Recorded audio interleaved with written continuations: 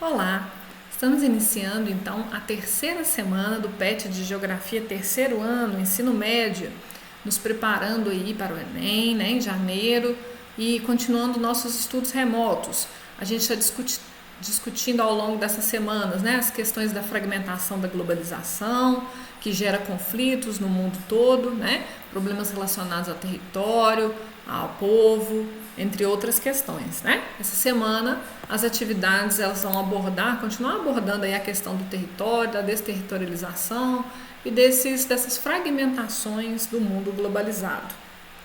A gente tem aqui a primeira atividade, a atividade número 1, ela pergunta: o que você entende por desterritorialização? Então, seria uma pergunta de cunho pessoal, né, perguntando o que você entende, mas aí eu trouxe, né, os principais teóricos que trabalham aí a questão desse conceito de desterritorialização. Né? No Brasil a gente tem o Roger Hesbert como importante aí nessas discussões acerca do território, e a gente tem aí o Guattari e o Deleuze também muito importantes para discutir as questões do território, desse conceito de desterritorialização. O que seria isso? Né? Se o território é a apropriação, é aquele espaço onde eu exerço meu poder, quando acontece uma desterritorialização, é como se esse meu poder estivesse se desfazendo, né? Estivesse em fuga, estivesse sendo destruído. Então, essa posse que eu tenho de um determinado território, esse poder que eu exerço, né? Não a posse, mas o poder que eu exerço em determinado território, está se fragmentando, está se desfazendo por várias questões sociais relativas ao mundo do trabalho, etc. Então, esse território está se desmanchando. Como no mundo as questões são contínuas, são cíclicas, né? À medida que um território está se desfazendo, ele se desfaz por algum motivo e ele vai automaticamente, após ser desterritorializado, ele vai ser reterritorializado. Né? Então, o conceito de desterritorialização ele anda muito junto com o conceito de reterritorialização, que a gente vai ver uma pergunta mais à frente. Então, à medida que existem mudanças de cunho social, espacial, histórica, relativas às mudanças na divisão social do trabalho, a questões étnicas, migrações, mecanização do trabalho, entre outras questões que vão levar a mudanças no poder que eu exerço de determinado território, fazendo com que esse território mude, imediatamente esse território ele deixa ele ocorre essa desterritorialização, como se fosse essa destruição, imediatamente ele se reterritorializa, ele vai ser ressignificado, ele vai ser apropriado por um outro grupo e tomar uma outra significância. Tá? Então aí é um conceito que eu quis trazer mais detalhes para vocês, que vocês podiam não estar familiarizados, para vocês aí responderem essa atividade. A gente tem aí a segunda pergunta, pede para a gente analisar a charge do Duque e responder, na sua opinião, qual alusão é feita pela charge? Justifique. A charge fala aí, né, um senhor pergunta para um outro senhor, refugiado da Venezuela ou da Síria? Da periferia, diz o outro senhor. Né? Então, a resposta aí também é pessoal, mas a gente tem o quê? Né? Essa charge ela faz uma alusão à situação de refugiados internacionais e de pessoas aqui do Brasil mesmo, né, cidadãos que podem ser do Brasil ou de outros lugares do mundo, principalmente pontos periféricos, até países desenvolvidos, onde tem camadas da população desassistidas, abandonadas, em situação análoga, similar à de refugiados, né? Pessoas sem moradia, pessoas sem renda, né? Condenados então aí a pegar uma trouxa com o que possui e tentar buscar em outros lugares condições de sobrevivência. Né? Então essa é a alusão aí feita na charge. Atividade 3. A vida como refugiado pode ser difícil de imaginar, mas para mais de 24 milhões de pessoas em todo o mundo é uma realidade apavorante. Eles contam com o nosso apoio para reconstruir suas vidas. Aí está pedindo para apontar os principais desafios enfrentados pelos refugiados no mundo globalizado. Segundo a ONU, né, em convenção, uma pessoa refugiada é uma pessoa que ela tem que se declarar perseguida pelo Estado de sua nacionalidade, né, pelo Estado onde ela vive, onde é a sua nacionalidade, né, por razões de raça, religião, nacionalidade, grupo social ou opiniões políticas, que se ausenta então de seu país em virtude desses termos e que não consegue a proteção do poder público estatal pelas mesmas razões. Então essa pessoa é uma pessoa refugiada. Não é uma pessoa que busca, ela sai do país por opção própria, para querer melhores condições de vida. Não, ela é levada a deixar o seu país porque ela sofre algum tipo de perseguição ou algum tipo de situação onde ela se vê em perigo em virtude dessas questões aí citadas anteriormente.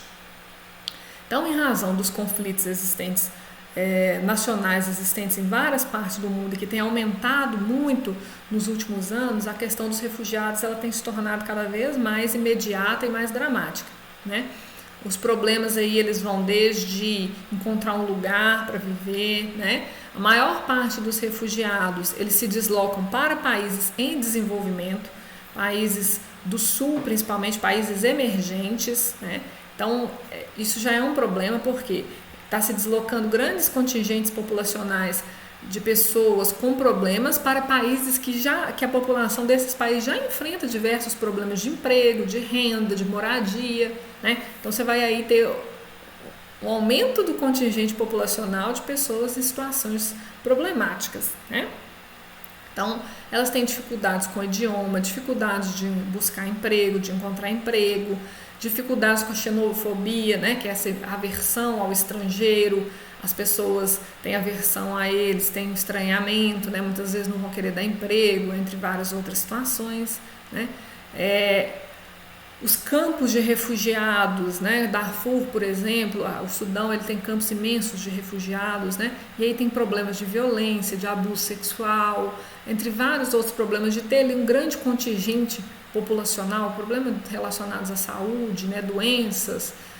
Pensa uma pandemia como o coronavírus, né, na atualidade, se ela alcança um desses campos de refugiados com mais de 100 mil pessoas, né, em condições mínimas de sobrevivência, e qual seria o impacto dessa epidemia num local desse, né? Então são muitos os problemas enfrentados pelos refugiados, principalmente se reerguerem, né? Reorganizar suas vidas em um novo destino que eles tenham conseguido se deslocar. Atividade número 4. Leia a poesia do Haroldo de Campos e responda às atividades. Sem vida, destino sempre escorrendo entre os dedos. Nada podemos fazer. Tão veloz, sem piedade, onde parar? Não sabemos. Então, a atividade 4 pergunta, né, quando as pessoas saem do seu país de origem, com destino a outro lugar, elas são emigrantes que buscam viver de forma digna. Você concorda com a afirmação, nada podemos fazer? Justifique a sua resposta, né? Será que a gente não pode fazer nada? Ou tem algo que a gente possa fazer, né? Pelo menos em questões mais mínimas, né? Como não ter xenofobia, como não ter esses preconceitos, né, contra culturas diferentes. Então, não ficar com aversões para dar emprego, entre outras situações, né? Né, a gente pode votar por políticas públicas ou pressionar os órgãos responsáveis dos países e outras situações para que tomem atitudes, né, para diminuir essas dificuldades que essas populações passam, né, principalmente por causa dessa próxima questão aqui, ó. Na sua compreensão, atividade 5, quais são os direitos humanos violados quando se descreve no poema Tão Veloz, Sem Piedade, Onde Parar? Então, o artigo 14 da Declaração de Direitos Humanos, ela assegura a todo ser humano, vítima de perseguição, o direito de procurar e receber proteção internacional em outro país, né? Então, ele deve ter um direito humano assegurado na Declaração de Direitos Humanos, ele deve ter onde parar, né? Deve ser ofertado a essas populações refugiadas, essas populações buscando a sobrevivência em situação de perseguição, deve ser a elas ofertada um onde parar, né? Para aí depois tentar ver o que vai fazer com essas populações, né? A Europa, por exemplo, com leis tão severas para os imigrantes, barrando, reenviando, né, os Estados Unidos reenviando essas populações e não permitindo a entrada delas nos países, elas estão indo contra a Declaração de Direitos Humanos, né? Então, é isso. Essa semana foi breve, né? As atividades eram bem mais simples, né? De uma forma geral. E a gente termina, então, a terceira semana, até semana que vem, a última semana desse terceiro volume do PET. Até mais, fiquem bem, se possível, fiquem em casa.